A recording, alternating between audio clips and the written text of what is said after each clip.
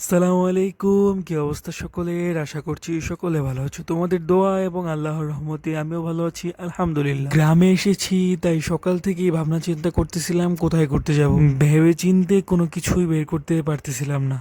কোথায় যাব কোথায় যাব, খালি পেট মে হামারা দিমাগ কি বাতি নেই জ্বলতি, इसलिए সোচা কুছ খা পি লুঁ। খাবার দাবার খেতে হলে 3-4 জন একসাথে বসে খেতে ভালোই লাগে, তাই বাহিনী নিয়ে চলে গেলাম খাওয়ার জন্য। কিছুদিন ধরে আমি ভিডিও তৈরি করতেছি, তো আমার সাথে থাকতে থাকতে আমার বাহিনীগুলোও শিখে গেছে ভিডিও করা, রিভিউ দেওয়া।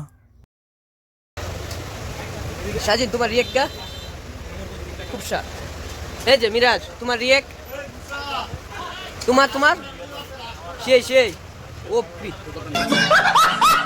2 ঘন্টা যাবৎ টানা খেয়ে দেও মাথার ভিতরে কিছু আসলো না। খেতে খেতে খেতে খেতে পেট ভরে গেল, তারপর মাথা খুললো না।